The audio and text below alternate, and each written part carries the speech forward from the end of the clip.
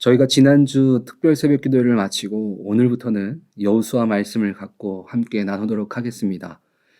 여호수아서의 첫 시작을 보면서 우리는 이스라엘 백성들과 또 여호수아가 어떤 마음으로 이야기들이 진행되고 있는지 생각하면서 보면 더 도움이 될 것 같습니다.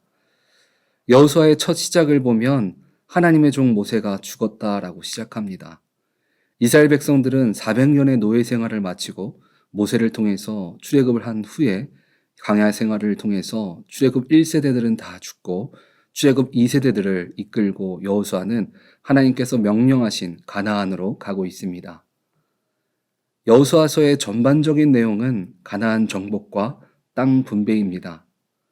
1장에서 쭉 지켜보면 자주 등장하는 말 중에 하나는 강하고 담대하라, 낙심하지 말아라 라는 말이 나옵니다. 하나님은 왜 여호수아에게 이런 말씀을 해주셨을까요?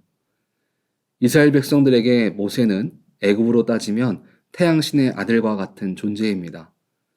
그들은 인간의 왕을 신과 같이 생각했습니다. 그리고 이런 문화를 400년간 이집트에 살았던 이스라엘 백성들도 동일하게 갖고 있었습니다. 모세는 신과 같은 존재였습니다. 그리고 모세는 120세가 되어 죽음에 이르기 전까지 그는 눈이 흐려지거나 기력이 약해지지 않았다라고 성경은 말하고 있습니다.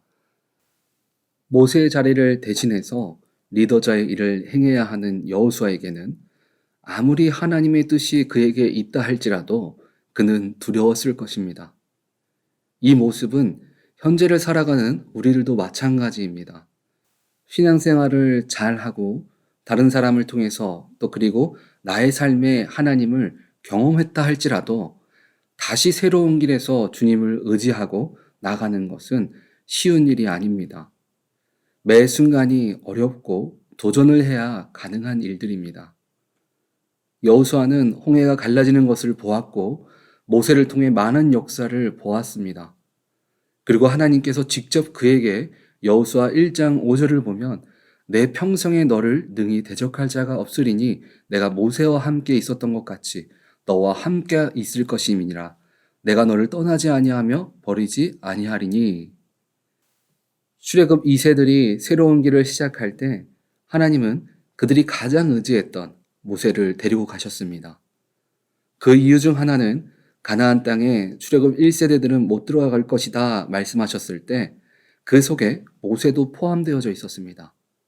그리고 다른 하나는 사람이 아닌 역사하시는 하나님을 의지하며 나아가도록 여호와와 출애굽 2세들에게 이 모든 것들을 하나님을 의지하며 나아갈 수 있는 것을 가르치기 위해서 하나님께서 모세를 데려가신 것입니다.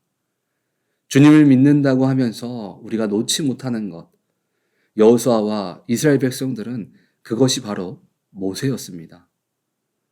모세를 통해서 하나님의 일하심은 보았지만 본인들이 삶 속에서 직접 하나님을 경험하는 삶을 살아가지는 못했습니다. 그런 이스라엘 백성과 여호수아에게 오늘 주님은 새롭게 역사하시는 주님을 보여주고 계십니다. 이전에 출애굽할 때 이스라엘 백성들은 모세를 통해서 이미 홍해 바다가 갈라졌던 경험을 했었습니다. 현재 출애굽 2세대와 1세대 중 남은 자 여호수아는 훈련을 마치고 주님께 명령하신 가나안 땅으로 가는 길 가운데 하나님의 임재를 경험하게 되는 일이 바로 요단강을 건너는 것입니다. 하나님의 임재를 직접 경험하는 그들에게 하나님께서 명령하신 것은 오늘 본문 5절을 보면 그들에게 이르되 요단 가운데로 들어가 너희 하나님 여호와 궤 앞으로 가서 이스라엘 백 자손들의 지파 수대로 각기 돌 한 개씩 가져다가 어깨에 매라. 지금 눈앞에 일어나고 있는 하나님의 역사를 경험하는 우리들 자신과 그리고 다음 세대들에게 잊어버리지 않게 하기 위해서 기념할 것을 만들 준비를 하게 하셨습니다. 오늘 본문 말씀을 통해서 우리들에게 주시는 말씀은 지식으로만 알았던 크리스찬과 오랜 신앙생활로 습관적인 신앙생활을 하는 사람들에게 각각 주는 메시지가 오늘 본문 가운데 있습니다. 첫 번째는 실제가 되신 하나님을 보게 하십니다. 출애굽 2세들은 1세들보다 많은 경험을 하지 못했습니다. 그러나 출애굽 이후에 유월절을 기념하고 하늘에서 내리는 만나와 메추라기를 보면서 그들의 일상은 하나님의 은혜는 그냥 일상 가운데 주어지는 것이라고 생각했을 수도 있습니다. 첫 출애굽하던 이스라엘 백성들에게 하나님은 살아 역사하시는 하나님의 모습을 보여주셨습니다. 마찬가지로 출애굽 2세들이 이제 가나안을 정복해 나아갈 때 하나님의 역사를 직접 보고 그들의 삶 속에서 역사하시는 주님을 붙들고 늘 도전하는 삶을 살아가게 만들어 주신 것입니다. 그리고 두 번째는 주님께서 행하시는 일 가운데 주인공이 되게 하십니다. 여호수아는 항상 모세를 도와주는 자의 삶을 살았습니다. 우리도 신앙생활을 하다 보면 항상 갈급한 것 중에 하나가 남들이 말하는 하나님, 남들이 고백하는 하나님이 아니라 나에게도 살아 역사하시는 주님을 경험하기를 원합니다. 매번 나의 하나님이 아니라 모세의 하나님을 경험했던 여호수아에게 나의 하나님께서 나를 위해 역사하시고 계심을 깨닫게 해주셨습니다. 2022년을 이제 새롭게 우리가 시작합니다. 오늘 본문에 말하는 나의 실제가 되신 하나님, 그리고 2022년 한 해 주님의 일하심의 주인공이 여러분들이 되시기를 바랍니다.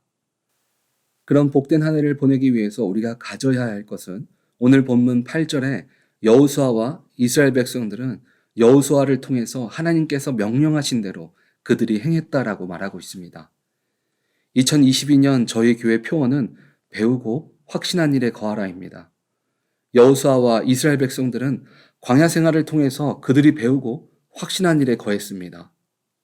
그리고 가나안을 향해서 나가는 그 첫 발걸음부터 하나님은 역사하기 시작했습니다.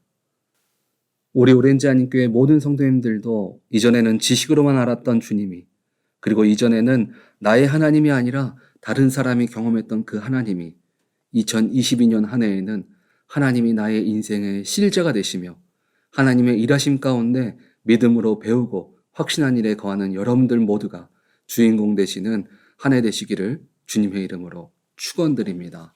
아멘.